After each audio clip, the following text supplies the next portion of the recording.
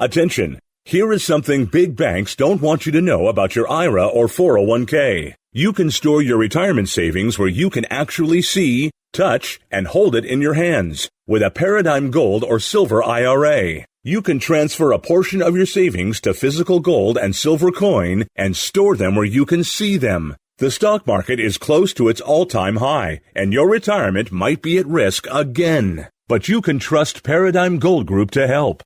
Call 800-417-3932. 800-417-3932. Paradigm Gold Group is a gold IRA leader, rated A+ by the Better Business Bureau, where gold and silver has been in the family business for over 40 years. Call for your free guide to Paradigm's Gold IRA. Protect your retirement savings today with Paradigm. Call 800-417-3932. 800-417-3932.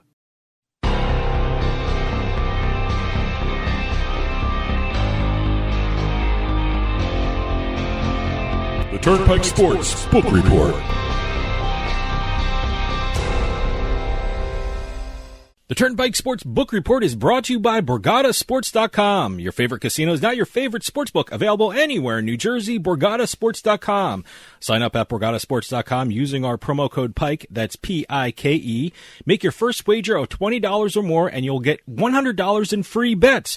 That's $100 in free bets when your first wager on Borgata Sports is $20 or more. Get into the action with BorgataSports.com. Must be 21 years or older and in New Jersey to place a bet. Terms and conditions apply. Gambling problem? Call 1-800-GAMBLER. And welcome to this week's edition of the Turnpike Sports Book Report, where we're going to be talking about sports betting numbers in terms of state and national, and we got a lot to talk about there. Huge numbers. Huge numbers. October just continues to set records. We got a launch to talk about. We've got some legislation issues to talk about as well. We've even got a bunch of deals, multiple deals featuring DraftKings, as a matter of fact. All right. And a big one out of New York as well. Let's start off with New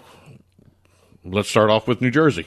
Yeah, why not? A national record, right? Continues to set national records. This is the second straight month of setting a national record in terms of sports betting handle. We're not saying anything new here. Everyone's seen the numbers. It's $1.303 billion in sports betting handle. Unbelievable. And you know, it's just incredible the way New Jersey's industry has grown and grown and continues to grow, even when you think you're going to hit a plateau.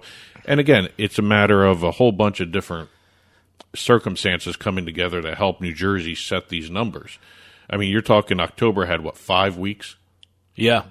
And we're talking 5 full weeks of sports. You had all the sports, too. NFL, MLB. college basketball, MLB, as well as you even had some NBA stuff going on as well. We had the beginning of the NBA season. Yeah, we had a lot hockey. of basketball betting. Yeah. Golf, NASCAR. I mean, everything was going on at this point in time with October, which also leads me to believe that even though November's only got 4 weekends, we're still going to have maybe the possibility of some more records coming down the road here.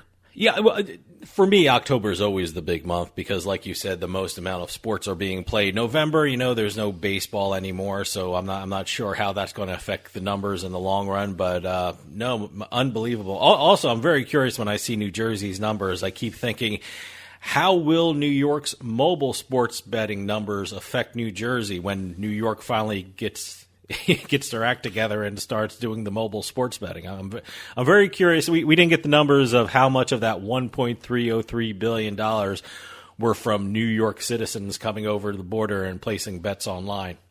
Well, again, I don't know if that's going to change too much. It might change a little bit. I think what you're going to see in New York, and this you won't see New York's impact right now, even when they launch around the Super Bowl. I don't think you're going to see that big of an impact until probably March Madness.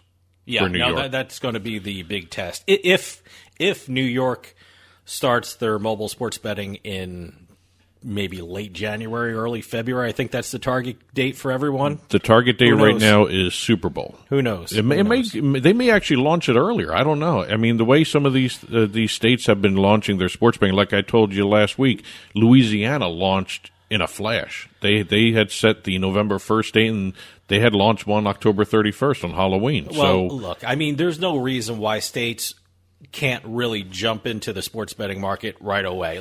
Except if you're Maryland. Yeah, they're not reinventing the wheel. They see what's going on. There are sportsbook operators operating in other states that have been doing this for years now, and they know what they're doing, and they know how to start up the sports betting industry very quickly if a state wants to. Well, again, it's a matter of the opposition in terms of the senators and the House members that are actually involved in this. And again, you're seeing difficulty in getting things launched in Maryland. You're seeing getting difficulty in Massachusetts.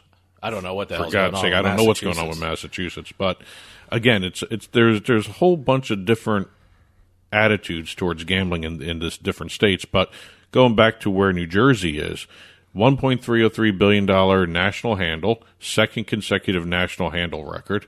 They even have a state-high $84.15 million in sports betting revenue coming into the state. Great. They even had a iGaming revenue record. Okay. New Jersey became the first state to pass $1 billion in yearly iGaming revenue. Great. So it's not just the sports betting industry in New Jersey, it's the entire online industry, too. Hey, speaking as a guy from New Jersey, when the weather gets cold, there's nothing better than sitting in your living room. You know, you're playing some online slots or roulette or some poker, and you're watching the game that you have some money on, and this is all in your living room. How great can it be? But, you know, if you think about it, would Jersey have hit $1.303 billion if they didn't have the 5 weekends? Well, you got to figure, it would have been maybe close to the $1.2 billion, but I don't know if they would have hit 1.303 without 5 weekends helping them in October. But New Jersey was not done with their sports betting numbers. Listen to these little stats that happened because of this $1.3 billion handle. New Jersey became the first state to reach $20 billion in handle in the post-PASPA era. New Jersey also has the top 8 of the total handles in the nation history since PASPA was repealed. 13 of the top 15 monthly handles were set by New Jersey. And also in terms of revenue, they are the top 5 in revenue, as well as 10 of the top 13 monthly revenue totals post-PASPA. Wow. New Jersey is just shattering every single possible record there is here. The Garden State's really embracing sports betting. Pennsylvania, well, and, we had about 9 states so far in October that have set records. We've got New Jersey, we got Pennsylvania. Well, New Jersey set the national record, but there's a whole bunch of states that set state sports betting record. They all had their personal best month. How many did you say? About 9? About 9. We have New Jersey, Pennsylvania, Mississippi, Indiana, Iowa, Oregon, Tennessee, Michigan, and Washington, D.C. And I think even New York had an all-time high as well in their handle. So this was all handle. Everyone this set is all handle handle records. As much as I don't like talking just about handle, the revenue numbers are the more important numbers, and also the hold numbers are even just as important in taxes. But the handle number is impressive. I mean, it's just an indication of how popular sports betting has become. I mean, these handle numbers are incredible. Well, here's some more fun facts. Ready? All right. In just October here, sports bettors in Pennsylvania and New Jersey combined to wager more than $2 billion on the legal sports books. Okay. New Jersey, Pennsylvania, Indiana, and Tennessee, which all set state records, as well as New Jersey setting the national, their $2.915 billion October handle combined topped the total national handle of $2.8 billion in July. Wow. Okay. So you add up 4 states alone, beat an entire nation's July handle. Now that's something has to do with more books being launched and coming online and all that stuff. Also, I've been noticing a lot of the numbers reflect the interest by bettors in more parlays. Same game parlays are starting to launch everywhere. That is such a big thing now. Same game parlays. And I think I said this a couple weeks ago. I was shocked to find out that they don't have those in Nevada.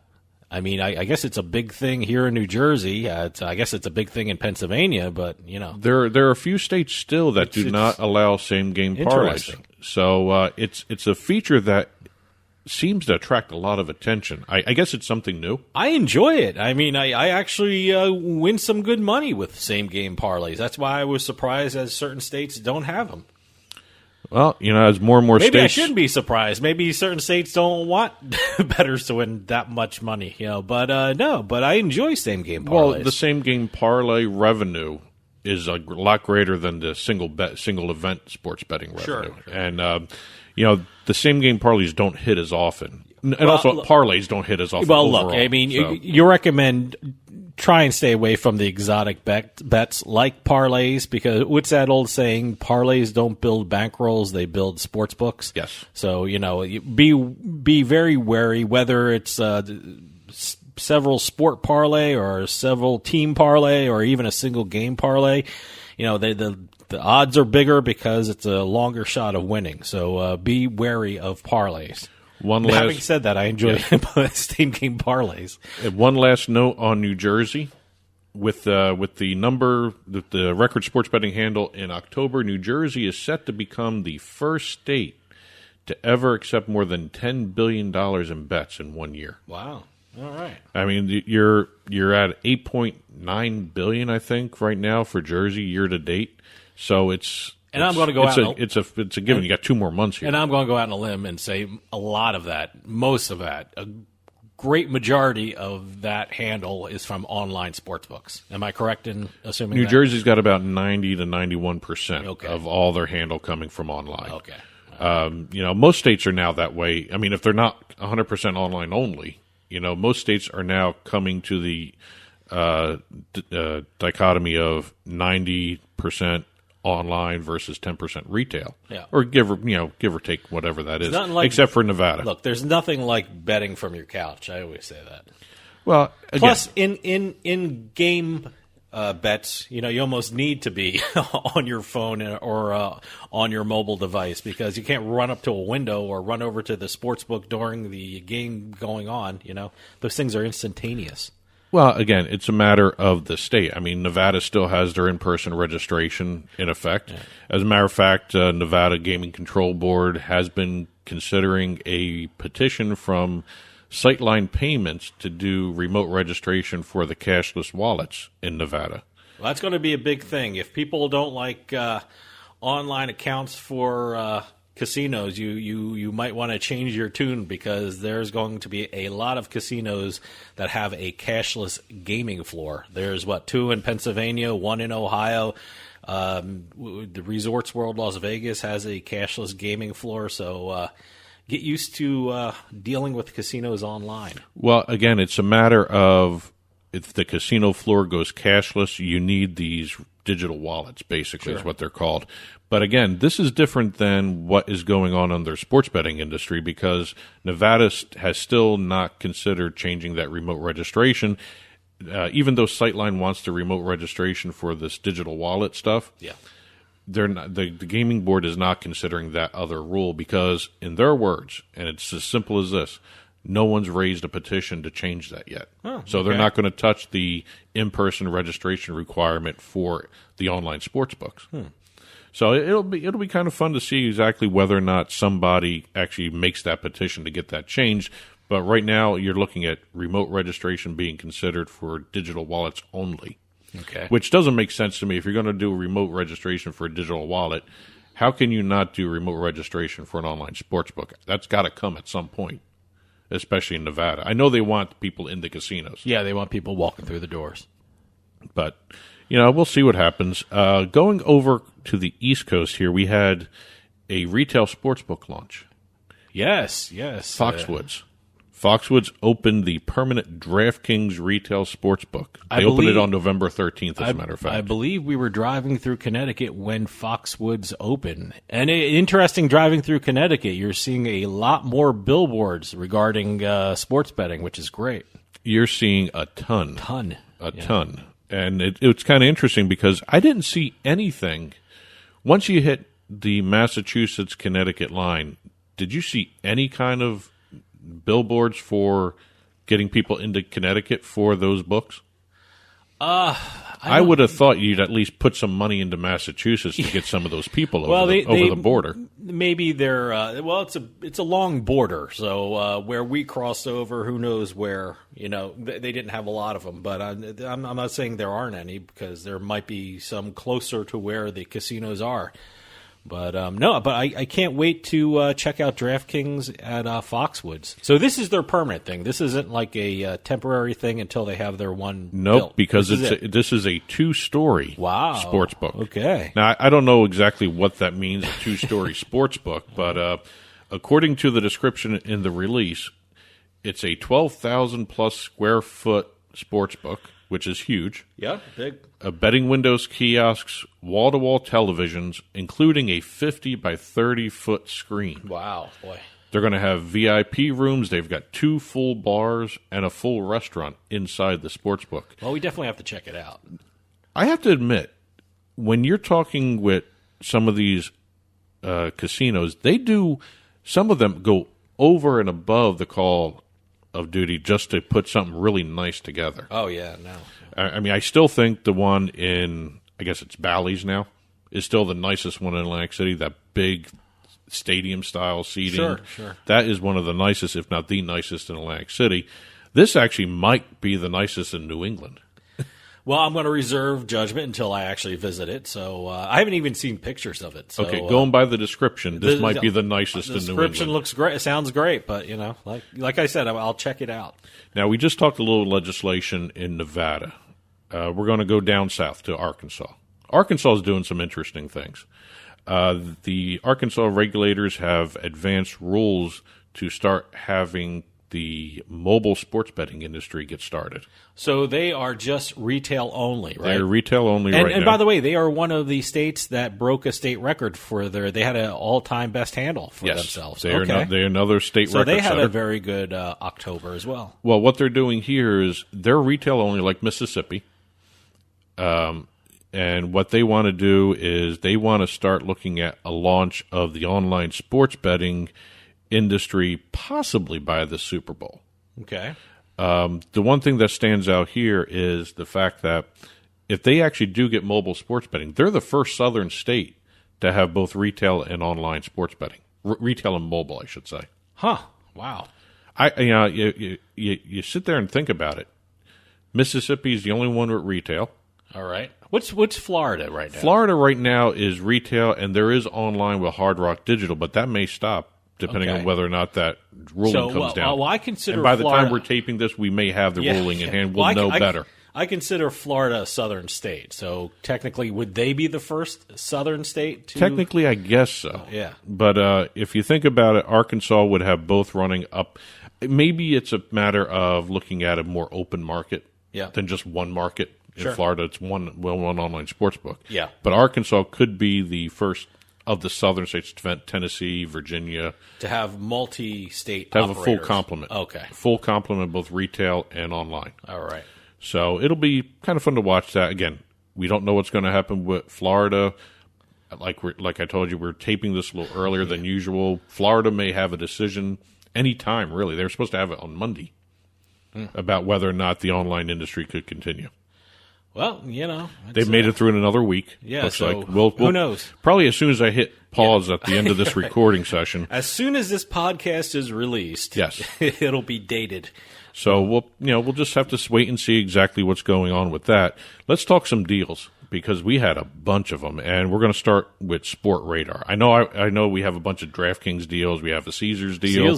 Caesars deal is pretty big. But we have a Sportradar deal, which is equally big on the data side. Yep. Sportradar did an 8-year deal with the National Basketball Association to become the exclusive distributor of NBA data in the United States and abroad. Wow, boy, they got it abroad too, huh? This is going to start in the 2023 season. All right. And it's going to just, it's starting to become a two-horse race here for data. Genius Sports, Sportradar. Mm-hmm. And I think there's room for both because Genius also has a lot of the marketing experience, probably almost as good as Sportradar stuff. But I tell you, I'm seeing Sportradar's name a lot on TV. After the end of some of these betting shows, they have the data provided by Sportradar. Yeah. So you see them all over TV. Well, you got a part of the deal was giving the NBA ownership interest in Sportradar. Oh, okay. Over the course of the deal, they're getting 3% of Sportradar. So that's a good chunk of change for the NBA coming into doing this deal. And Sportradar continues to grow and grow. They are probably one of the most interesting companies in the sports betting industry to watch because of all these different types of deals they're doing. Hey, you need the data, so they're in a good position to provide it. And a lot of states are requiring the sportsbook operators to get official data. Well, there you go. So there you go. We'll see exactly where all this goes. I don't know if the NBA is going to do another deal with somebody else for other data, but we'll see. But this covers all the leagues. NBA, G League, WNBA, all that stuff. Okay. So it's an overall deal. Let's talk before we get to the FanDuel and Caesars, DraftKings and Caesars stuff. Twitter came out with some interesting comments About what? sports betting. Okay. According to the head of the manager of the U.S. Sports Partnerships Division of Twitter, David Herman, he said that Twitter is a platform that is well positioned to play a part in gambling. Interesting. So, okay. I wonder if that's going to force Facebook or whatever they're called now. Meta now to jump in on this kind of stuff. Well, Meta's got other issues in terms of their gambling advertisements, so they're coming under fire in the UK because of that stuff. It's being targeted to children just by the algorithms they use underneath. Well, look, whether it be fantasy sports or sports betting, I know Twitter plays a big role in providing information to bettors and fantasy players. I mean, people always say, I look at Twitter to see what the the injury report or who's in or who's out. So they do play a role in the exercise of gambling and fantasy sports in this country. Well, so their influence is not to be undersold. Suffice it to say, the Mr. Herman said that at some point they are going to focus on the sports betting industry. Good. Like I said, two big deals to quickly hit here at the end of the show. DraftKings, they did a deal in the esports realm with Faze Clan. They are now let me get this right, the official sports betting, iGaming, daily fantasy, and free-to-play partner of Faze Clan. They are going to appear across Faze's digital content ecosystem, including custom content, live streams, tournaments, plus new formats are going to be created by them, as well as a new podcast. Okay. Covering esports. Great. Also, DraftKings did a deal with the Boston Bruins. Yeah, this is interesting. I automatically assumed it was for daily fantasy sports, which it is. But then they added sports betting. When and if Massachusetts ever gets sports betting, I think you can say if more so than when right now. They'll be the official whatever for the Boston Bruins. They are right now the official daily fantasy sports partner of the team and the Garden. Okay. So it's and not by the just way, the team; it's so the Garden people who don't as well. know, DraftKings, their corporate office. Their corporate headquarters is in Boston. Soon, possibly moving to Nevada. I know they've applied for a Nevada license. Yeah. I don't know if they're actually moving their headquarters, but it seems strange that DraftKings is here, and this is the one state that really doesn't even seem close to getting sports betting. So it's an interesting place for DraftKings. It's also an interesting problem Massachusetts has because they are looking at whether or not the legislature wants to include college betting. Okay. In the bill. Last but not least, I can't believe that's the only hang-up, though. But that's what they say. That's what they're throwing out. And last but not least, New York announced all their 9 sports betting operator licenses, and we had BetMGM jump right in and do a deal.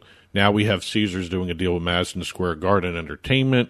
They are an official sports betting partner of now the Knicks, the Rangers, the hockey team, Madison Square Garden Arena, and also MSG Networks. And the deal not only includes a TV series on MSG Networks with J.B. Smoove doing a dinner with celebrities where he does a casual conversation. And by the way, MSG has a lot of sports betting programs. Well, this is more of a talk show with sports betting content involved in it. And also there's a branded hospitality space in the arena that's going to have the Caesars brand on it, which is also kind of going to be kind of interesting because a lot of the activations are going to be for Caesars Rewards members. Great. So that's it for this week's Turnpike Sports Book Report. This will be in the print version up on the blog, turnpikesportsradio.com. Click on the blog button. You'll see it there. And there's plenty of other stories that we did not have a chance to cover this week, as usual. And that'll do it for us this week. We'll see you next time on the Turnpike.